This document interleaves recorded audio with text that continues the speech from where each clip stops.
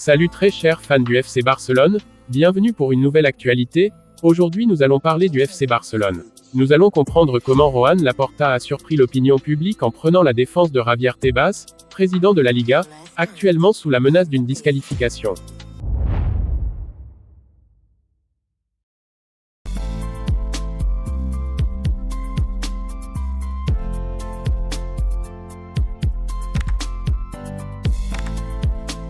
Dans un climat tendu où les relations entre les deux hommes ont souvent été marquées par des désaccords profonds, cette déclaration a fait l'effet d'un électrochoc. Le président du FC Barcelone, connu pour ses critiques virulentes à l'égard de Tebas, a pourtant choisi de s'exprimer avec retenue et gravité. Ce ne serait pas une bonne nouvelle pour le football espagnol, a-t-il affirmé, en référence à une éventuelle éviction de Tebas. La déclaration de Laporta intervient alors que le Conseil supérieur des sports, CSD, examine une plainte déposée contre Tebas, accusé d'avoir manqué à ses devoirs de neutralité dans la gestion de la Liga. Cette procédure pourrait déboucher sur une disqualification, voire une suspension, du président de la Ligue. Une perspective qui, selon Laporta, ne servirait ni les clubs ni l'image du football espagnol. Ce soutien inattendu de Laporta à Tebas a été d'autant plus marquant que les deux dirigeants ont souvent été en opposition frontale. Leurs différends sont nombreux, de la gestion des droits audiovisuels à la question de la Super Ligue européenne, en passant par les règles strictes du fair play financier imposées par la Liga, qui ont particulièrement affecté le FC Barcelone. Pourtant, malgré ces tensions, Laporta a choisi de mettre de côté les querelles passées pour défendre l'institution.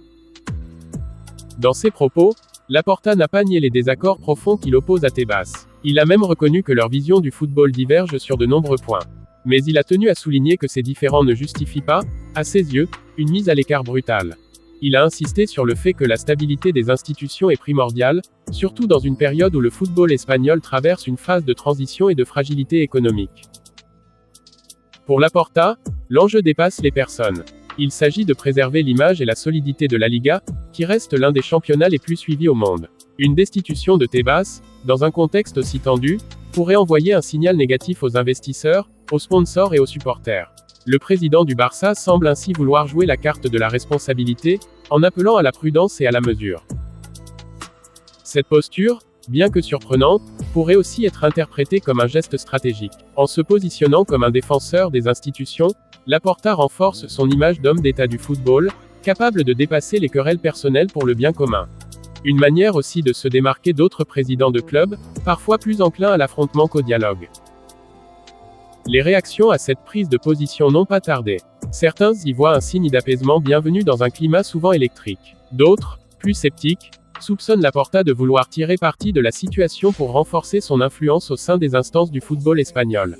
Quoi qu'il en soit, son intervention a relancé le débat sur la gouvernance de la Liga.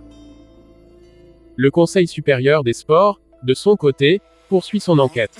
L'organisme doit déterminer si les accusations portées contre Tebas sont fondées et si elles justifient une sanction disciplinaire. Le processus est encore en cours, et aucune décision définitive n'a été annoncée. Mais la pression médiatique et politique autour de cette affaire ne cesse de croître. Javier Tebas, de son côté, reste une figure controversée. Depuis son arrivée à la tête de la Liga, il a profondément transformé le championnat, en imposant une discipline budgétaire stricte et en modernisant la gestion des droits TV. Mais ses méthodes autoritaires et son style de communication tranché lui ont valu de nombreux ennemis, notamment parmi les grands clubs. La Liga traverse actuellement une période délicate. Concurrencée par la Première Ligue sur le plan économique et médiatique, la Ligue espagnole doit faire face à une baisse d'attractivité et à des difficultés financières pour plusieurs clubs historiques. Dans ce contexte, un changement brutal à la tête de l'institution pourrait accentuer les incertitudes. Le FC Barcelone, en particulier, a été l'un des clubs les plus affectés par les règles financières imposées par Tebas. Ces dernières années, le club catalan a dû se séparer de plusieurs stars et revoir sa politique salariale. Pourtant, Laporta semble aujourd'hui privilégier la continuité, estimant que l'instabilité institutionnelle serait plus néfaste que bénéfique.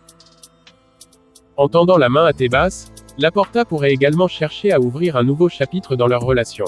Un dialogue plus constructif, basé sur le respect mutuel, pourrait permettre de mieux défendre les intérêts des clubs espagnols face aux défis internationaux. Ce geste pourrait ainsi marquer un tournant dans la gouvernance du football ibérique. Au-delà des mots, cette prise de position révèle les subtilités de la politique sportive. Laporta, en homme d'expérience, sait que les équilibres institutionnels sont fragiles. En défendant Tebas, il ne défend pas un homme, mais une structure, un système, et peut-être aussi une certaine idée du football espagnol. Enfin, cette déclaration illustre à quel point les lignes bougent dans le football européen. Les rivalités d'hier peuvent céder la place à des alliances inattendues, dictées par les circonstances. Dans un monde en mutation, où les enjeux économiques, politiques et médiatiques s'entrelacent, les dirigeants doivent parfois faire preuve de pragmatisme. C'est peut-être ce que Laporta a voulu démontrer, en choisissant de défendre son meilleur ennemi. Merci pour votre attention. Pour la suite, abonnez-vous. À bientôt.